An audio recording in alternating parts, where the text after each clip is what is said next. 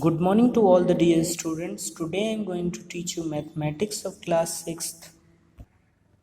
Exercise 5.3. Write 5 fraction equivalent to 3 upon 5, 4 upon 7, 5 upon 9. Equivalent fractions लिखने हैं। तो equivalent fraction लिखना बहुत ही आसान है, आपने पिछली क्लासेस में भी पढ़ा है। पहला नंबर है 3 upon 5, ये न्यूमरेटर है, ये डिनोमिनेटर। तो देखिए 3 2 जा 6,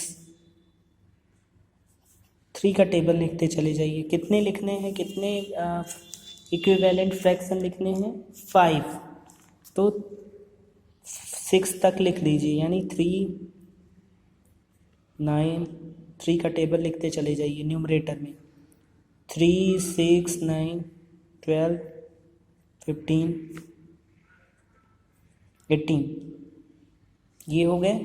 अब देखिए 6 ये अपन 5 है, तो 5 का टेबल डिनोमिनेटर में 5 का टेबल लिखिए। ठीक, 5 2 जा 10, 5 3 जा 15 और 5 4 जा 20, 25 30, यही हो जाएगा। ऊपर न्यूमरेटर में अगर इक्विवेलेंट फ्रैक्शन लिखना है, क्या लिखना है आपको? इक्विवेलेंट फ्रैक्शंस लिखना है। तो आप ये चेक करिए, देखिए इसमें 2 का मल्टीप्लाई हुआ, ऊपर भी नीचे भी। तो 3 2 जा 6, 5 2 जा 10, 3 का मल्टीप्लाई होगा, फिर 3 3 जा 9, 5 3 जा 15। यानी अब ये देखते हैं टेबल की तरह चलेगा। न्यूमरेटर में 3 2 जा 6, 3 3 जा 9, 3 4 जा 12, 3 5 जा 15, 3 6 जा 18। इसी तरीके से डिनोमिनेटर में भी 5 का टेबल जो है, इसका टेबल 5 2 जा 10, 5 3 जा 15, 5 4 जा 20, 5 5 जा 25, 5 6 जा 30। इसी तरीके से हम इसको भी लिखेंगे। देखिए न्यूमरेटर में कॉमा लगाते जाइए। न्यूमरेटर में 4 का टेबल, 4 2 जा 8, 12 16 20 24। ठीक, 7 का 7 1 जा 7, 7 2 जा 14, 21 35 42, यही हो जाएगा नंबर।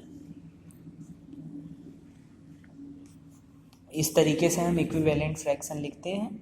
अब इसमें से बताना है कौन सा नंबर, कौन सा फ्रैक्शन इक्विवेलेंट फ्रैक्शन है। जैसे देखिए 3 5 जा 15 होता है, तो 5 का ऊपर अगर मल्टीप्लाई हुआ होगा तो 5 का नीचे भी मल्टीप्लाई। 8 5 जा 40, 3 5 जा 15, यानी ये क्या है? इक्विवेलेंट फ्रैक्शन है। ये क्या है? इक्विवेलेंट फ्रैक्शन है। तो आप लिखेंगे दिस इज इक्विवेलेंट फ्रैक्शन।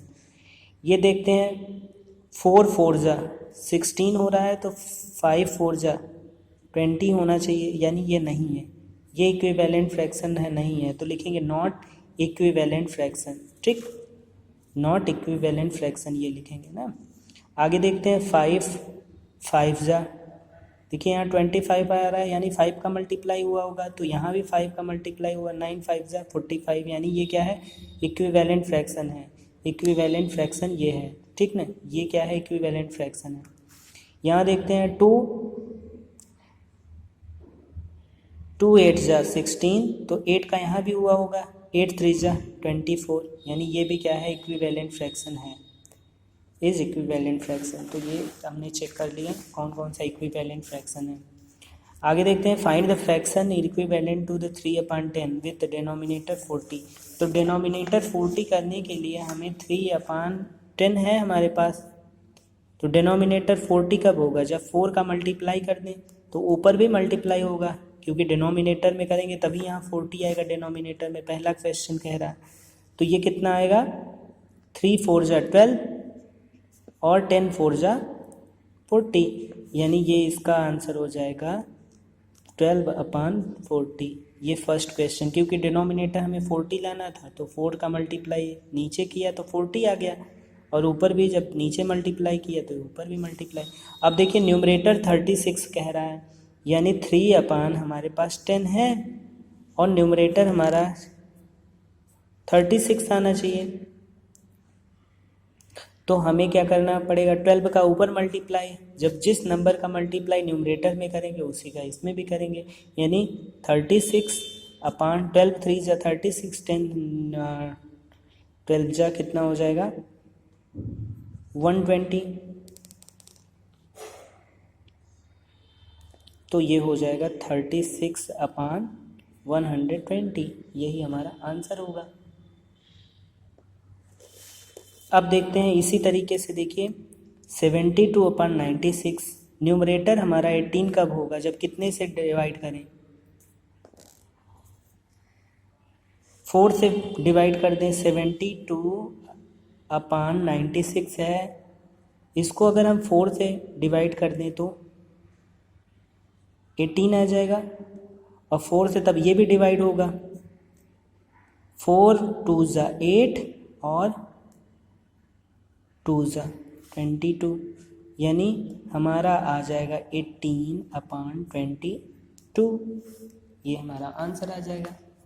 इसी तरीके से अगर हमें डिनोमिनेटर 12 लाना होगा तो चेक करेंगे, डिनोमिनेटर 12 कब आएगा, 8 से डिवाइड कर दें, यानी 72/96 हमारा फ्रैक्शन है।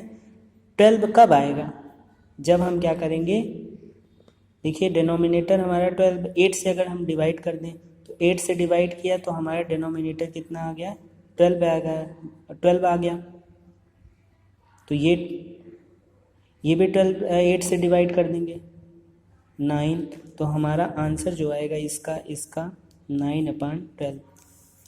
इसी तरीके से ये क्वेश्चन आप खुद से करिएगा।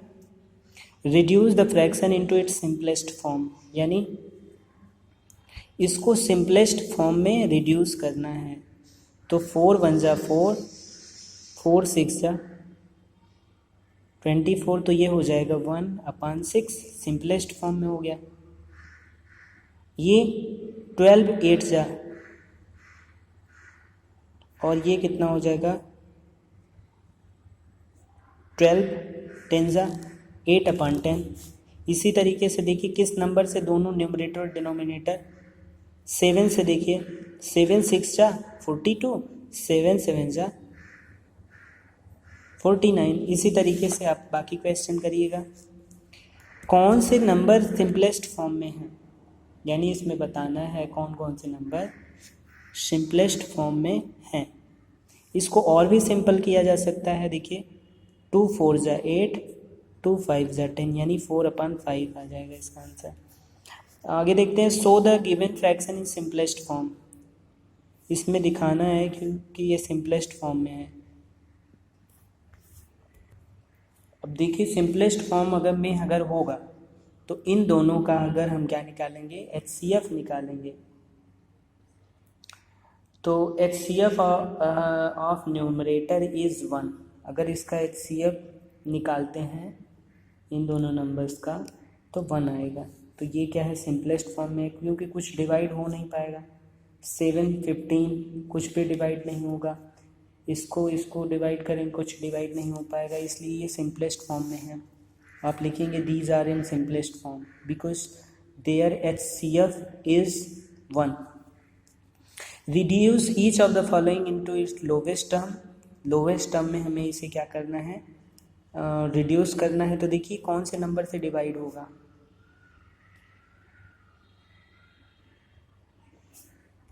दोनों नंबर 5 से डिवाइड हो सकते हैं, 5 8 जा 40 और 5 1 जा 5 और 2 15 5 जा 75, यानी ये देखिए लोवेस्ट टर्म में हो गया अपने 8/15। इसी तरीके से देखिए ये सिंपलेस्ट फॉर्म में इसको हम कन्वर्ट कर सकते हैं, इसको नहीं कर सकते हैं, देखिए क्योंकि 7 और 15 है, 14 होता तो हो सकता था। अगला देखते हैं, इसको देखते हैं, सॉरी इसको देखते हैं, ये सिंपलेस्ट फॉर्म वाला मैं बताने लगा, 42 और 28 है, तो इसको देखते हैं कितने से, कौन से नंबर से ये डिवाइड हो गया। 14 से देखिए, 14 2 ज़ा 14, 3 ज़ा यानी 3/2। इसी तरीके से देखते हैं ये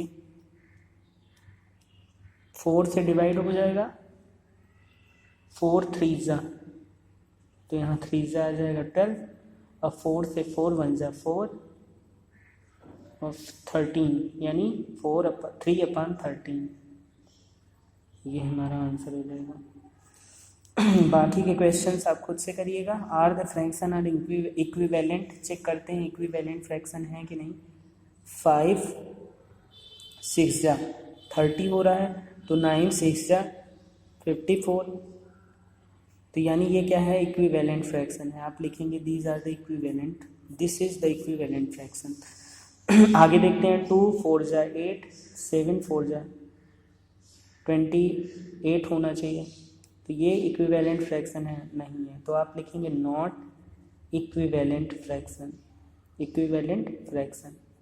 ठीक, आगे देखते हैं। तो देखिए यहाँ 16 का मल्टीप्लाई हुआ है, तो यहाँ भी 16 का मल्टीप्लाई करेंगे। 11 6 जा 66, और 6 कैरी है, 6 11 1 जा 11 और 6 17, यानी ये भी क्या है, इक्विवेलेंट फ्रैक्शन है, इक्विवेलेंट फ्रैक्शन है। जिसमें जो नहीं होगा उसमें क्रॉस करूँगा मैं। 9 25 17 75 27 75, ये नॉट इक्विवेलेंट है, ये इक्विवेलेंट फ्रैक्शन नहीं है, this is not equivalent fraction, ये इक्विवेलेंट फ्रैक्शन नहीं है। इसी के साथ ये एक्सरसाइज कंप्लीट होता है। Thank you so much.